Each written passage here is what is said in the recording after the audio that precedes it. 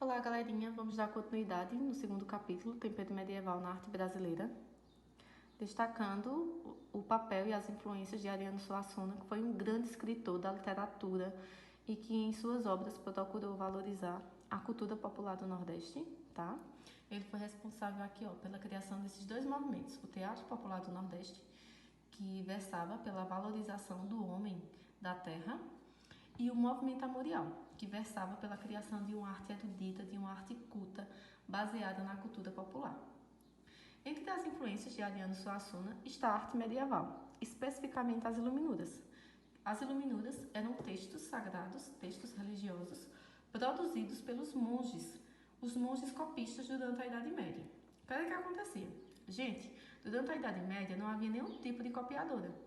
Não havia xerox, não havia impressora. Então, todas as vezes que um livro estava se deteriorando, cabia aos monges copiar aquele livro, impedindo desta forma que os escritos que estavam naquele livro se perdessem para sempre, tá?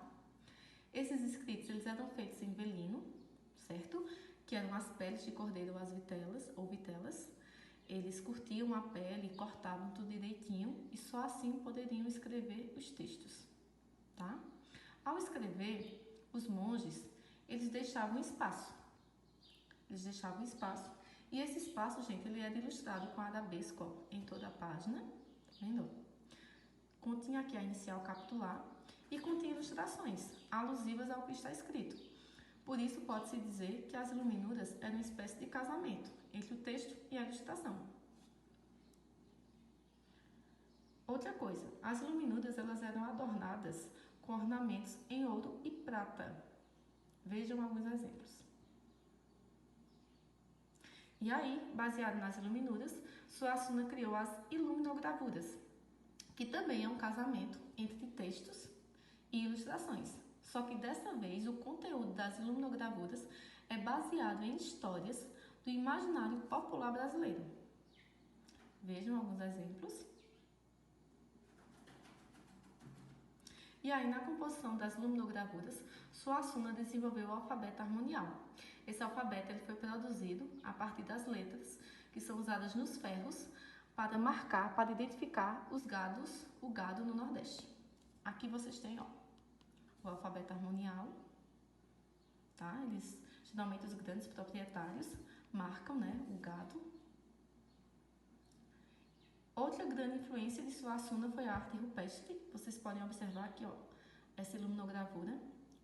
Suassuna desenvolveu a partir das observações que ele fez aqui, na Pedra do Ingá, certo? Vejam outro exemplo. E aqui vocês podem ver o Castelo Harmonial, que também retrata um pouco da cultura popular, também baseada aí nas ideias e obras de Ariano Suassuna. Esse castelo ele se encontra na cidade de São José de Belmonte e ele foi idealizado pelo empresário e pesquisador Clécio de Novaes Barros. Observem imagens, tá? Nesses espaços ele tenta retratar um pouco da cultura nordestina e do cotidiano também do homem do Nordeste, a cultura popular.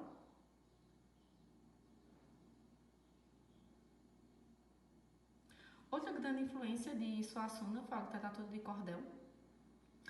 A literatura de cordel, na verdade, são textos, são histórias em verso. Inicialmente, essas histórias elas eram cantadas, depois elas passaram a ser escritas e passaram a ser vendidas, principalmente em feiras. E aí, elas eram penduradas, essas histórias, certo? Eles eram e ainda são pendurados em cordões, por isso que se chama cordel. Para poder chamar a atenção das pessoas, os cordéis eles eram ilustrados com a arte da xilogravura. Por exemplo, aqui, esse cordel aqui é sobre um dos maiores cangaceiros do Brasil, que viveu aí durante o século XX, que é o famoso Lampião. E o que é essa técnica da xilogravura? Gente, é como se fosse uma espécie de carimbo. Como assim? O artista, ele esculpe o desenho que ele quer em um pedaço de madeira. Depois ele passa a tinta e com a tinta ainda fresca, ele coloca o papel. De tal forma que ele reproduz no papel a arte que está na madeira. Vejam alguns exemplos de estilogravura.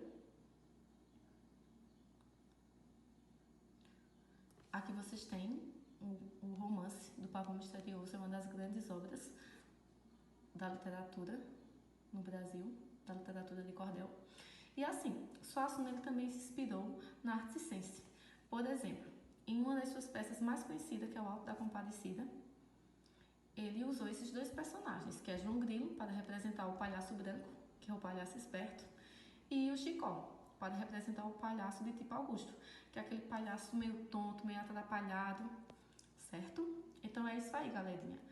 Eu espero que vocês tenham compreendido. Qualquer dúvida, me procurem no privado, tá? Beijos!